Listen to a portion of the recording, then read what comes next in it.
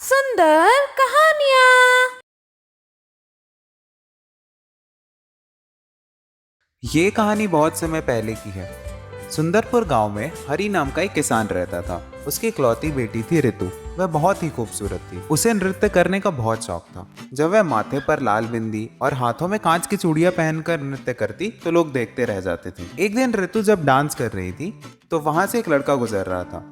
उस लड़के का नाम सोहन था। वह बहुत ही अमीर था। ऋतु को देखते ही उसे पसंद करने लगा। फिर अगले दिन सोहन ऋतु के पिता के पास आकर कहता है, नमस्कार जी, मेरा नाम सोहन है। पड़ोस के गांव श्यामपुर का रहने वाला हूँ। मुझे आपकी बिटिया बहुत ही पसंद है। मैं आपकी बिटिया से शादी करना चाहता हूँ। तुम करते क्या हो बेटा?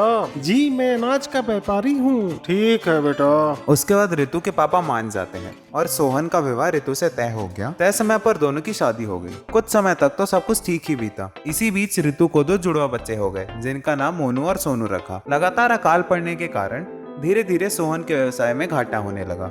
देखते ही देखते उनके घर में गरीबी छा गई। बच्चे भी अब 14 साल के हो गए। अब सोहन लोगों के खेत में काम करता और जो कमा कर लाता उसी से उनका गुजारा होता। समय बीतता रहा लेकिन उनकी हालत में कोई सुधार नहीं आया। एक दिन जब वह खेतों से काम करके घर लौट रहा था तो उसका चलते चलते पैर फिसल जाता है, जिससे कि रास्ते में पड़े पत्थर पे उसकी आंखें जा टकराती हैं, जिससे उसकी आंखों की रोशनी चली जाती है। अब घर की सारी जिम्मेदारी ऋतु पर आ गई थी। ऋतु को भी रोजी रोटी की तलाश में घर से बाहर निकलना पड़ता था। वह लोगों के घर काम करती थी, फिर शाम को थकी हारी घर आती, फिर घर आकर खाना बनाती थी। ऋतु के दोनों बेटे बहुत ही आलसी और मतलबी थे। वे थोड़ा सा भी अपने माँ बाप की मदद नहीं करते थे और उनको अपने माँ बाप के दुखों से कोई मतलब नहीं था। उन्हें तो सिर्फ अपना पेट भरने से मतलब था। बेटा, तुम दोनों आज मेरे साथ चलो, बहुत सारा काम है आज। माँ, आज नहीं, कल चलेंगे। मामा, आज हमें छोड़ दो, कल से पक्का आपकी मदद करेंगे।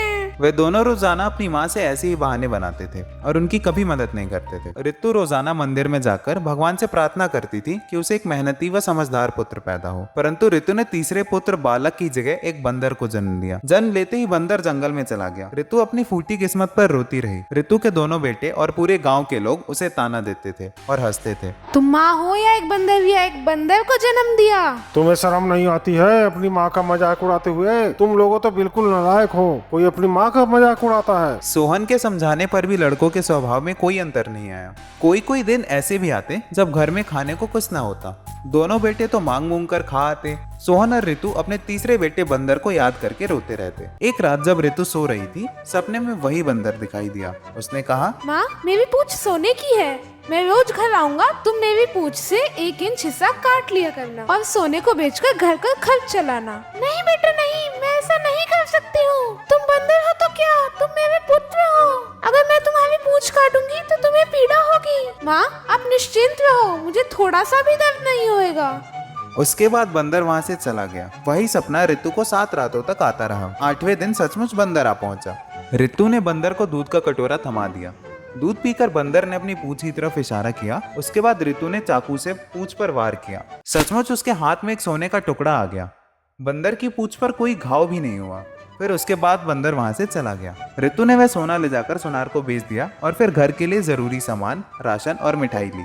माँ, तेरे पास इतने पैसे कहाँ से आए? वो तेरे नाना जी ने पैसे भिजवाए हैं। इसी तरह बंदर रोज आता रहा और ऋतु 1-1 इंच पूंछ काटती रही और अपना घर चलाती रही। उसका झूठ ज्यादा दिन तक नहीं चल सका। माँ, इतना सारा पैसे कहाँ से आ रहे हैं? नाना जी इतना पैसा तो दे नहीं सकते। जरूर तुम हम लोगों से कुछ छुपा रही हो। बेटों ने जोर डाला तो ऋतु को पैसे का राज बताना ही पड़ा।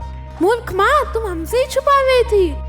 यदि हमारे बंदर भाई की पूरी पूंछ सोने की है तो ज्यादा सोना क्यों नहीं काटती? हाँ माँ, सोनू सही कह रहा है। इस तरह तो हम कभी भी अमीर नहीं हो पाएंगे। रोज थोड़े थोड़े सोने से तो घर का खर्चा ही पूरा होता है। ऋतु और सोहन चुपचाप बेटों की बातें सुनते रहे। देखो माँ, रोज 1-1 इंच काटने से कुछ नहीं होगा। तो कल जब वो आएगा तो तुम उस बंदर भाई की पूरी पूंछ काट लेना ताकि हम लोग जल्दी से अमीर बन सके। नहीं बेटा, ये मैं नहीं कर सकती। यदि मैंने उसकी पूरी पूंछ काट ली तो वो मर जाएगा। क्या हो गया, बंदर ही तो है। ऋतु के मना करने पर उन्होंने उसकी जमकर पिटाई की। बेचारा अंधा सोहन चिल्लाता रह गया। अरे नालायको, तुम लोग ये क्या कर रहे हो? रोते रोते ऋतु ने मान लिया कि वह अगली बार ज्यादा सोना काटेगी। अगली बार बंदर बेटे ने हमेशा की तरह दरवाजे पर आवाज लगाई। दरवाजा खोलो माँ, मैं हूँ आया, तुम्हारे लिए सोना हूँ लाया। क्या तुमने खाना भर पेट खाया? सदा की तरह ऋतु ने भीतर से ही उत्तर दिया। मेरा बेटा जग से प्यारा, माँ के दुख समझने वाला, क्या हुआ अगर रंग है इसका काला? बंदर भीतर आया। ऋतु ने उसे एक कटोरा दूध पिलाया। बेटों की मार से उसकी अंग अंग दुख रहा था। उसने नजर दौड़ाई। दोनों बेटे दरारों से भीतर झांक झांक कर उसे जल्दी से पूंछ काटने को कह रहे थे। ऋतु ने चाकू लिया और बंदर की पूरी पूंछ काट डाली। अचानक चाकू लगते ही पूंछ से खून की धारा बह निकली। बंदर बेटा तड़पने लगा और कुछ ही देर में तड़प तड़प कर दम तोड़ दिया। ऋतु बेटे की मौत का गम मनाती रही और बेटों को अपने लालच का फल मिल गया। दोस्तों, इस कहानी से हमें यह शिक्षा मिलती है कि जरूरत से ज्यादा लालच भी जिंदगी में हानिकारक होती है। अगर ये कहानी आपको पसंद आई है तो इस वीडियो को लाइक करें, चैनल को सब्सक्राइब करें और बेल नोटिफिकेशन दबाना बिल्कुल भी ना भूलें ताकि आगे आने वाली वीडियो सबसे पहले आपको मिले। धन्यवाद।